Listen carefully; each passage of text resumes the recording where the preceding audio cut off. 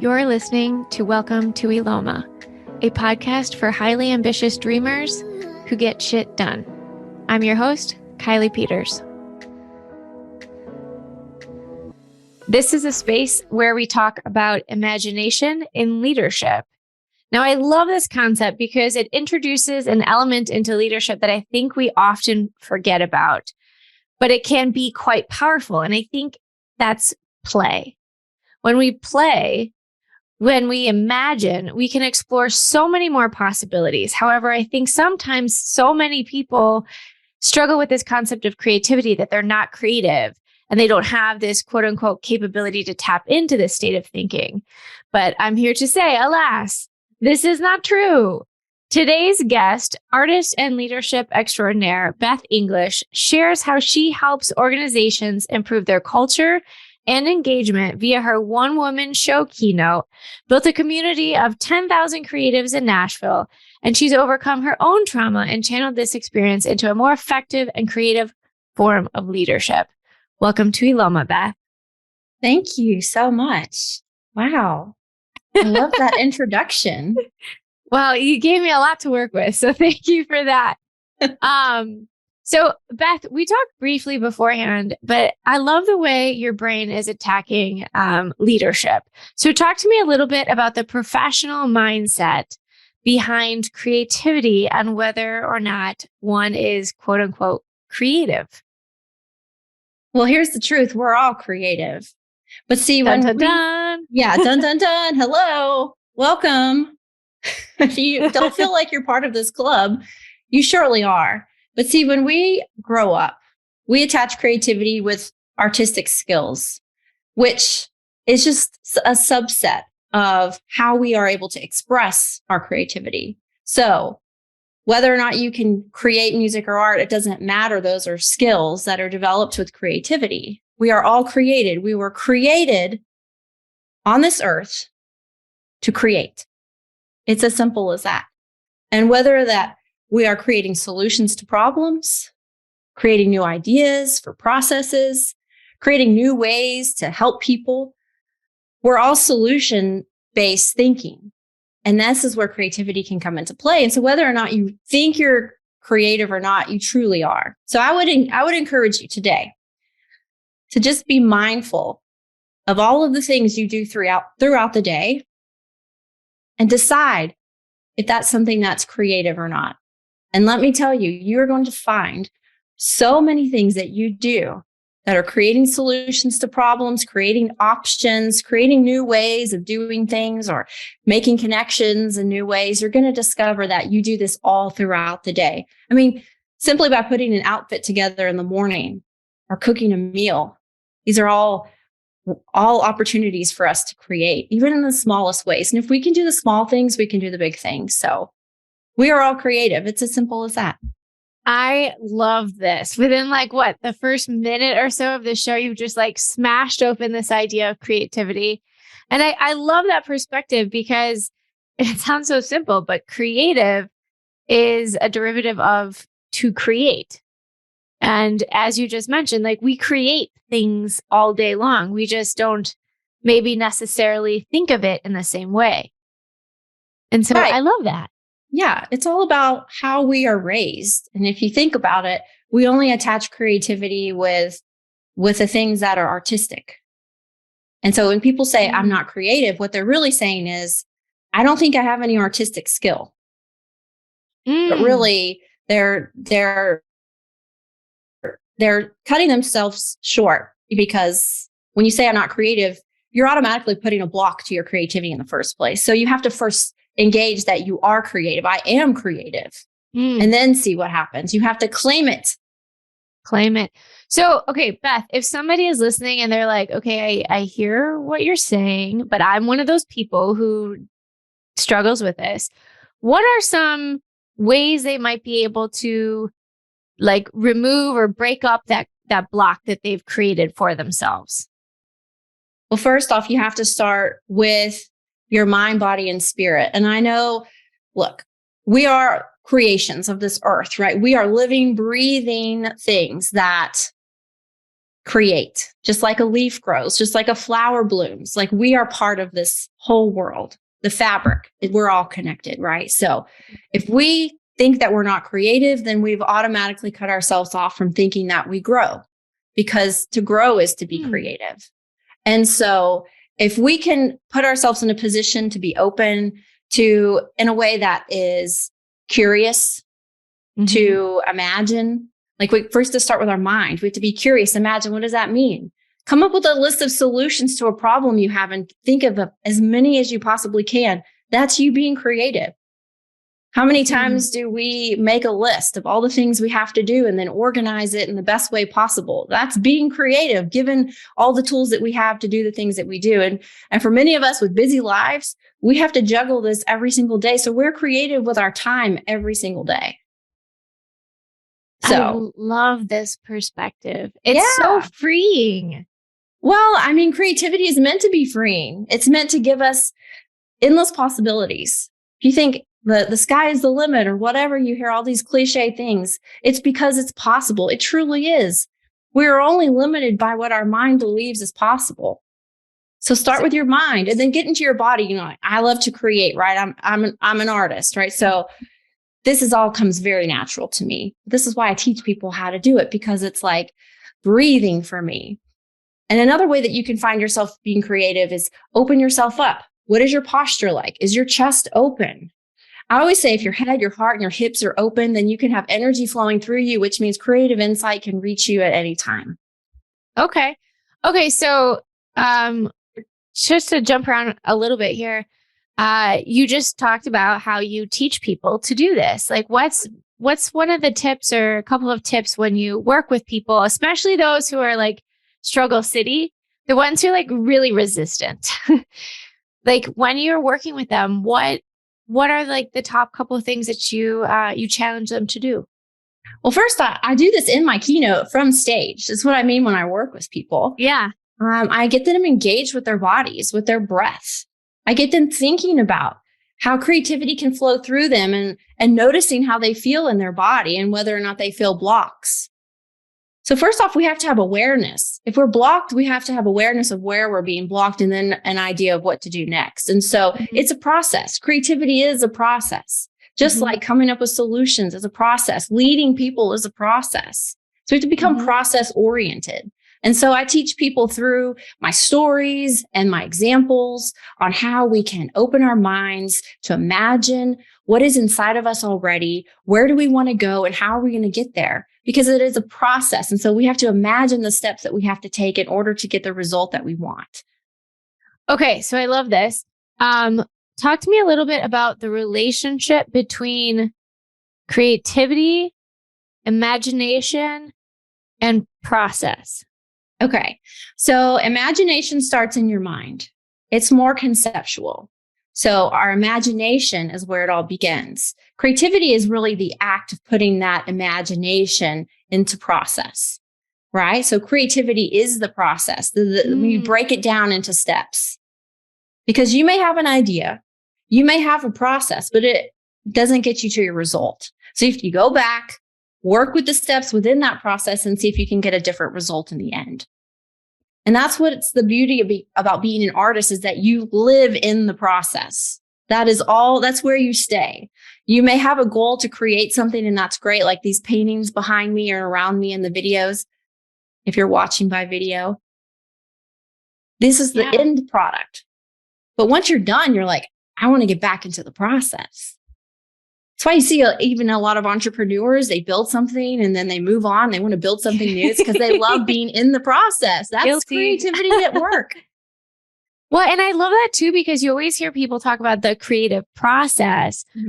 And maybe this is me living under a rock, who knows? But I've never really heard it described in the way that you're saying, because we're talking about being creative, the act of creativity, and the creative process.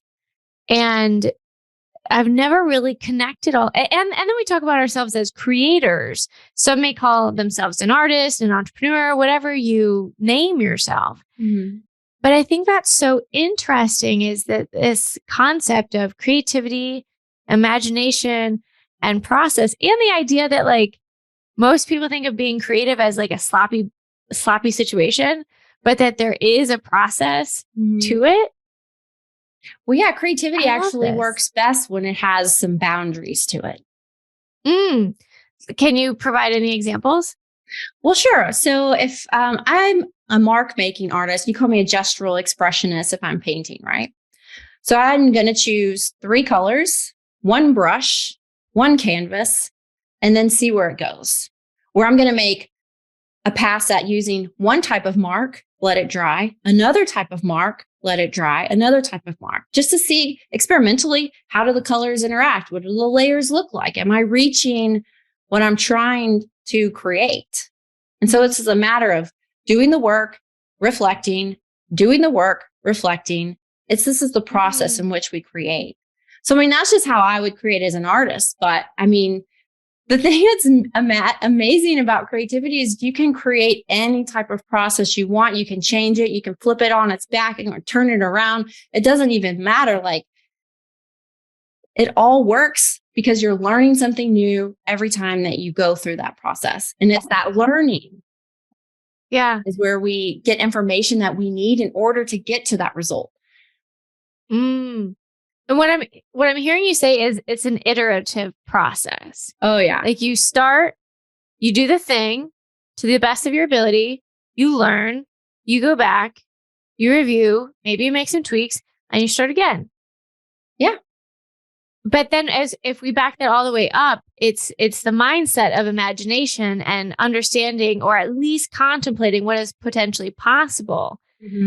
So that you're not limiting yourself from the beginning. Am I hearing you correctly? Right. Yeah. Okay. Don't limit yourself from the beginning. Think of every possible solution or every possible step you could take. When I healed from trauma, because I'm a survivor of childhood sexual abuse, I imagined every possible way that I could heal, because healing was so important to me and so critical to me having the life that I wanted to live, that I had to imagine every way possible I could heal. And so I did it. I tried everything. Yeah. And I learned from everything. And some things, that's what's the beauty of creating. You try one thing, you try another thing, you notice similarities or connections between the two, and you put them together, and then you try something else with the newness of that. And so I learned so much about trying everything, learning from everything, and never backing down from the idea that anything was possible. Yeah. I'm just sitting here with this. My head is spinning. I love your perspective on this. For anyone listening, and as we tie this back to the idea of leadership, talk to me a little bit about how we can use this mindset shift and creativity and imagination to be more effective leaders in whatever work it is that we're doing. I'm so glad that you asked that, because look, oftentimes I think leaders get confused and they think that leadership is about even us. If you don't admit it. Leadership is not about us. It's about the people we serve. And if we're not listening to the people we serve, then we don't have all the information we need to be effective leaders. And so in this process, it's about understanding the people you serve, listening to the things that they want, their desires, and then figuring out a way to take all of these things that people have expressed that they need, and using your creativity and your imagination as a leader to give them that. And then go back and reflect. Hey, did this get you there? Did this work? Did this check the box? Yes, no. Okay, well then, how do we do this better? How do we do this better? Let's work together. So when you use creativity as a leader, you improve communication between all parties, because you're being curious, you're being open, you're listening. You're going to work better together because you're putting a process together where people feel like they can trust that you even care about their best interests in the first place. People don't want to follow a leader who they don't feel like is actually invested in their success. Everything you're saying makes so much sense, but it's such a different perspective than I've heard. And I love it because it's really liberating. Like it's very freeing. I think oftentimes as leaders, as entrepreneurs, we sometimes feel like we have to have all the answers, or we have to know what we're doing. especially if people are paying you to do the thing. And that's a really stressful position to be in. And sometimes, everyone hears fake it till you make it. But I love this this shift in perspective of take the perspective off of you and put it on those that you're serving. And if you're focused on that, then you also get to tap into your creativity and imagination to better serve them. And you kind of remove yourself from you just become a conduit at that point. Exactly.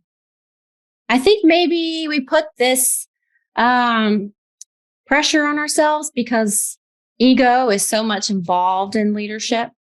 Yeah. Because the way leaders are praised with accolades and whatnot, we think that we have to fit into a certain box in order to even be called a leader. I mean, I always knew I was a leader, even as a child. I don't know. It's just in me because I think I just care about people and I care about the success of people when we're together as a community. Community has always been an important part of my life. And I think maybe when we take that community into work, like we don't think about workplaces as communities because we have to be there, right? But if we start to think about it as a community and embrace everyone, all our unique differences, what a rich place to learn from with so many perspectives. I mean, how could you not thrive as a leader in an environment like that? Especially because you have so many minds to draw from. And if we start to really engage people in a way where we value them and you listen and hear them, we would see so much change because we're not leading for ourselves. We're leading for the people we serve. And I learned this because I went through this when I founded the Nashville Creative Group, a community of artists in Nashville. Okay, tell me a little bit more about that because I was going to ask you what sparked this insight and what kind of got this going for you. But tell me a little bit about, as you led this community, how did that evolve? Well, I just knew that I loved being around artists because I felt like I was with my people.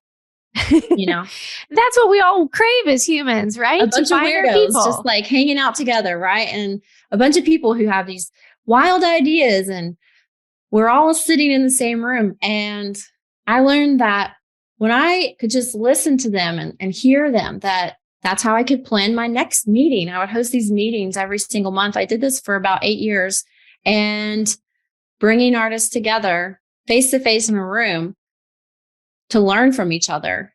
I learned a lot about, well, how do we do that? Because I knew I didn't have all the answers and I was the first one to admit that. And that's okay. I think it is liberating when you can say I don't have all the answers because the truth is none of us do. So why are we pretending like we do? Why are we putting that on ourselves? Yeah. Right. So when I learned to really listen to what the community of people I was serving needed and wanted when it came from personal or professional development in their craft, then it helped me. It helped me plan the next meeting and the next meeting and helped me plan the future of the community. And I didn't have to rely on myself. I just had to listen to what they need and then thought, how can I do this to the best of my ability? Who do I know? What resources do I have? What connections do I need to make? How do I make this happen for them? It's kind of like Oprah, like you get a car, it's like you listen to them and you're like, you get your needs met and you get your needs met. All because I have this network and this life where I was able to bring together the people that I knew in order to help serve the people who needed it most. I love that. I love it so much. And I've just got a lot going on over here. So let me ask you this, and we kind of touched on this a little bit. This idea of leading, you could almost maybe substitute leading for serving, right? So instead of like leading others, we're here to serve others, right? So as we think about this perspective shift for anybody else who's listening and is in this process with me right now, of serving others versus leading others, what change do you think we might see in quote unquote leaders as hopefully more people embrace this perspective or this approach? I think that we'll find that we connect to ourselves in a more authentic way, because when we take that pressure off of ourselves and can be more transparent and open, we're going to have better conversations. And in those conversations, we're going to build more trust. And then we're going to be able to work together with more people. And then you do this over and over and over again. You're going to find that leading is so much easier when you're not trying to carry the weight of trying to be perfect on your shoulders. Mm. The other thing that's coming up for me as you're saying, listen and then do something about it for all the entrepreneurs listening. Like, this is feedback, right? These are feedback surveys. This is ask the question and be open to the good and the not so good. Mm-hmm. And then you make that decision as if you change anything. Mm-hmm. Yeah, so interesting. So when I used to be an editor for a newspaper, I was on an editor team for a large newspaper here in Tennessee. Part of my job was engaging with the journalists and treating them as if they were building their own businesses as a voice. Okay. And so I taught them all the branding and the marketing and all the things like that. But the most important thing that I taught them was how to listen to themselves. Because look, if no one's asking you what you need, then you're probably not thinking about what you need. I know sometimes someone will say, well, what do you need? And you're like, oh, well, that's a good question. I'm so glad you asked that, because I wasn't even asking that myself. But I would go around every morning and I would go to every single desk in the newsroom and I would ask the journalists what they needed. I wanted them to know that they had an ally.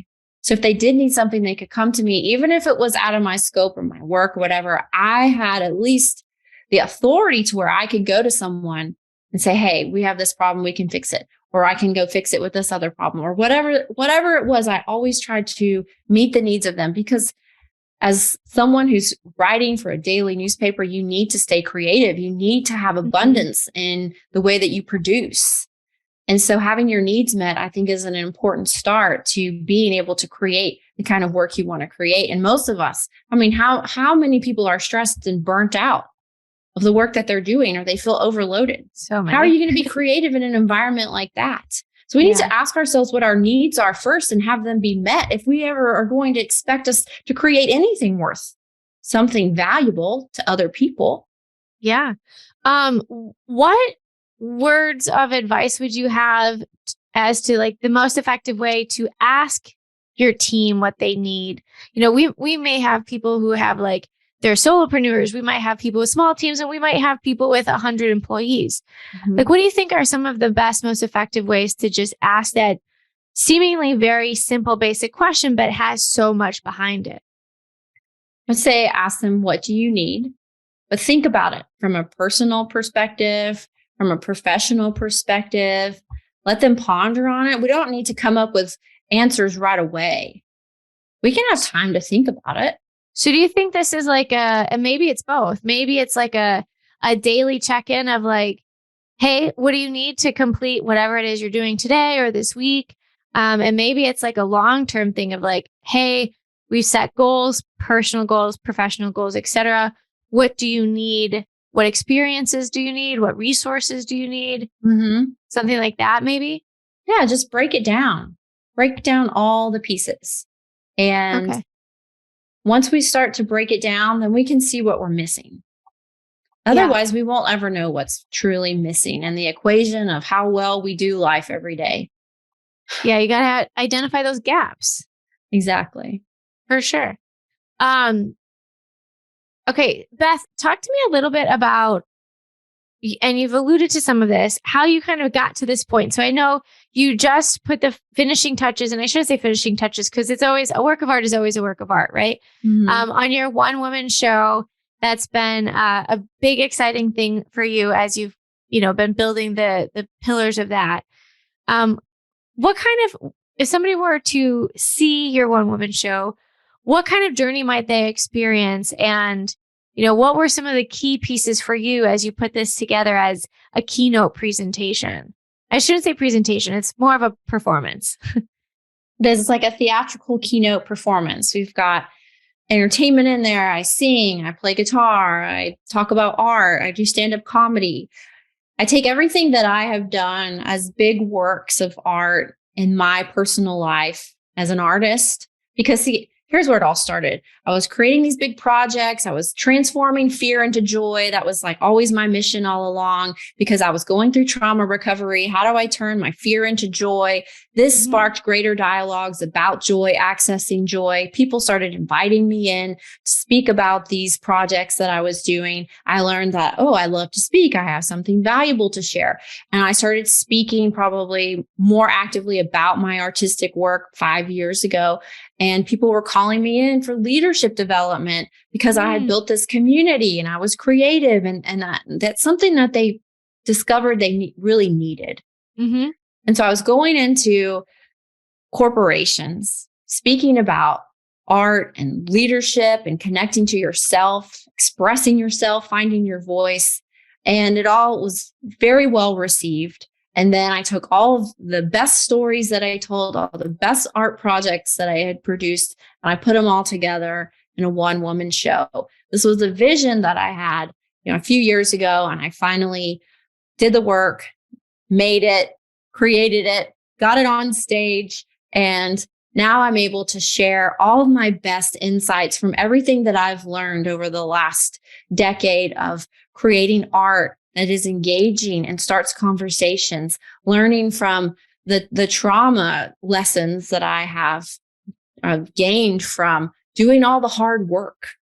And how does that relate to art? Because I expressed myself as an artist. So the things I learned about myself and what I needed to do to grow into the person I want to become, to reach my potential, I then expressed it through art making. I painted what that journey looked like. I wrote songs about what that journey looked like. I did stand up to describe how I was able to do all of these things. And when I learned that I had finally mastered these skills. And so I make it fun and entertaining and alive so that people can see that growth is not stagnant. It's not something that we dream about. It's something that we do every day. Yeah, we're in it. Yeah. I love that. So now that you have this one woman show, what is it that you're working on now? Part of me is like, take a break, take a nap. But I know as creators, there's always something that, is kind of looming. So what is on your plate right now? Get it out to the world. Yeah. This is a show that needs to be seen by thousands of people. I love it. So getting on stages, that's what's next. That's what's next. Get on stages. That's right. Beth, you have had such an incredible journey in so many different areas of life and entrepreneurship as an artist, as a creator, etc. Let me ask you, what is your greatest insight or discovery about life in entrepreneurship? I was talking actually about this with a friend today, and there's just so much beauty in the creating process to know that we can make whatever it is that we want possible. And even though we go down a road that doesn't get us where we want to be, it's not a waste of time. Or we invest in ourselves in a way that we want to go and we don't get to where we want to be or do the things we want to do. And it's not a waste of money. See, the thing is, we learn from every action that we take. And that's how we learn to be resilient. And so I speak about resilience in this way. How do we grow? How do we change? Yeah. We learn from everything that we do, whether it has a good result or a bad result. It doesn't matter. And most of the time, though, the best things we learn are in the struggles that we face.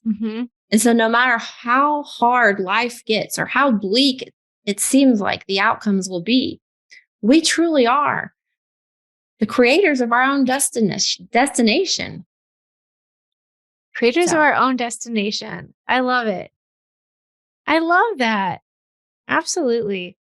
So yeah, the resilience is probably the best lesson that I've learned, how to be truly resilient. Yeah.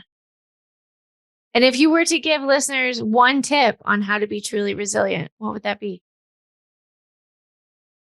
I would say, listen to yourself, your own voice, take action, even if you're afraid, learn from it, and then keep going. Just keep going. Do it again. Like Dory in Finding Nemo, just keep swimming. Just keep swimming. Just keep swimming. Yeah, in comedy, we like to talk about how hard it is to get on stage, have no one laugh at your jokes, and then do it all over again. The way that we describe it is like throwing yourself into a rock tumbler. We're just smoothing out the edges. Just throw yourself in the rock tumbler, come on out, and then go back in. It's just like, we're always going to be smoothing out our own edges, whether it's our personal life, our professional life, our business, whatever it is. It's a constant refining process. And if you can add creativity and joy and playfulness to that, then it makes the journey amazing. Yeah. I know I used to say, oh, I work so hard. But I knew I didn't want that to be my story. I didn't want to look back 10 years later and go, I worked so hard. That's my story. No. Yeah, no, that's true. I want to have fun. I want to be playful. I want it to be a journey that's like in more of an adventure. Yeah. And then on an adventure, it can be hard, but that's okay. It's okay. You wind up with really good stories to tell, though. Exactly. Yeah, I love it. I love it. Well, thank you so much, Beth. Thank you for sharing your wisdom and your insights with us today. For anyone listening who is curious about learning more about you or your one-woman show or just wants to get in touch, what's the best way for them to reach you? You can reach me from my website at bethinglish.com, and that's BETHINGLISH. I'm on social media, on most of them, you know how it is. At Beth Inglish is my handle for all of those. And please feel free to reach out, send me a DM or an email. I would love to connect with you. I love it. I love it. And we'll make sure that's all in the show notes, Beth. For anyone listening who has enjoyed today's episode as much as I have, please go ahead and leave us a review wherever you're listening. And Beth, thank you so much for your time. Thank you. To continue learning how to better build your business and make your vision a reality, subscribe to the Welcome to Eloma email list at welcometoeloma.com.